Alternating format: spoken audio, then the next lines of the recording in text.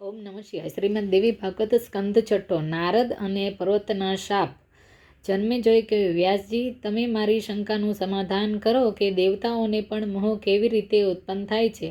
વ્યાસજી બોલ્યા, રાજન, પૂર્વકાળમાં નારદજીને આ વિશે મેં પૂછ્યું હતું, ત્યારે તેમણે મને કહ્યું કે આ સંસારમાં રહેનાર કોઈ પણ પ્રાણી મોહ પામ્યા વગર રહી શકતો નથી. દેવતાઓ અને ઋષિમુનિઓ બધા જ મોહમાં થઈને ભટક્યા કરે છે. વ્યાસજી, હું પણ મોહના કારણે સ્ત્રી મેળવવા માટે ફસાયો હતો તેનો પ્રસંગ આપને જણાવું છું. એકવાર હું અને પર્વત મુનિ ભારત વર્ષની યાત્રા કરવા માટે નીકળ્યા. અમે બંનેએ એવી પ્રતિજ્ઞા કરી હતી કે જેના મનમાં જેવો વિચાર આવે તે એકબીજાને કહી દેવો. મનનો ભાવ પવિત્ર હોય કે અપવિત્ર પણ એકબીજાથી છુપાવી રાખવો નહીં.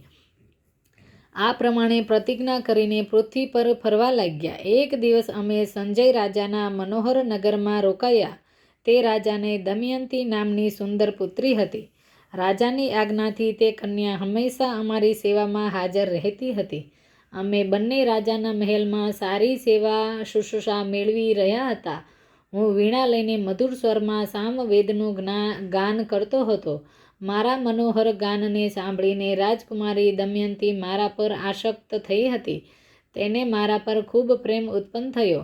આવી સ્થિતિમાં મારું મન પણ તે કન્યા તરફ ઢળ્યું. મારા તરફ વિશેષ પ્રેમ રાખનારી તે રાજકુમારીના સેવા કાર્યમાં અને પદાર્થ પામવામાં ભેદભાવ થવા લાગ્યો. આ પર્વત મુનિની જાણ બહાર ન રહ્યો. એમણે મને એક વખત પૂછ્યું, નારદ, જે હોય તે સાચે સાચું જણાવો કે શી વાત છે. રાજકુમારી દમયંતી તમારા પ્રત્યે વિશેષ પ્રેમ રાખે છે, તેઓ મારા પ્રત્યે રાખતી નથી. ત્યારે મેં જણાવ્યું કે રાજકુમારી દમયંતી મને પતિ બનાવવા ઈચ્છે છે અને તેના પ્રત્યે પણ મને એવો જ ભાવ ઉત્પન્ન થયો છે. આ સાંભળીને મુનિવર પર્વતે ક્રોધ કરીને મને શાપ આપી દીધો. આપણે પહેલાં પ્રતિજ્ઞા કરી હતી છતાં પણ તે મારી સાથે વિશ્વાસઘાત કર્યો છે.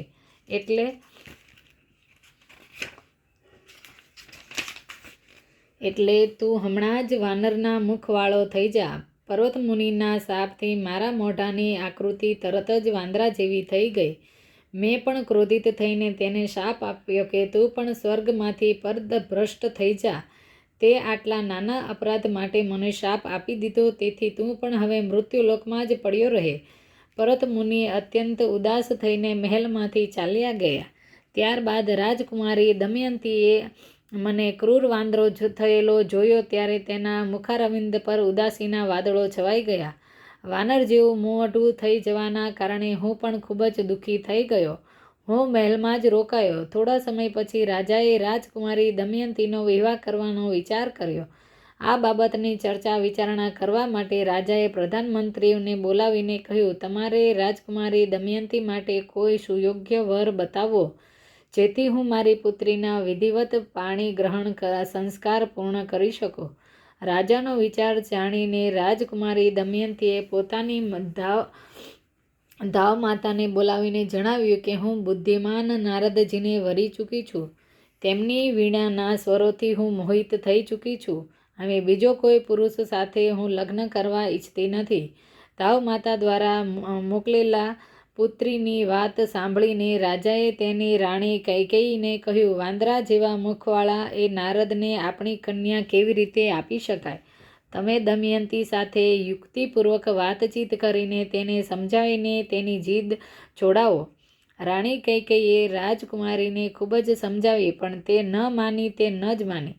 દમયંતીએ કહ્યું, માતાજી, પિતાજી, મુનિવર નારદજીના અપાર અને અદ્વિતીય ગુણોને શું નથી જાણતા? ત્રિલોકમાં નારદના જેવું સામવેદનું દિવ્ય ગાન કરનારું બીજું કોઈ નથી. તેથી મેં ખૂબ જ સમજી વિચારીને મુનિને મારા પતિ તરીકે પસંદ કર્યા છે.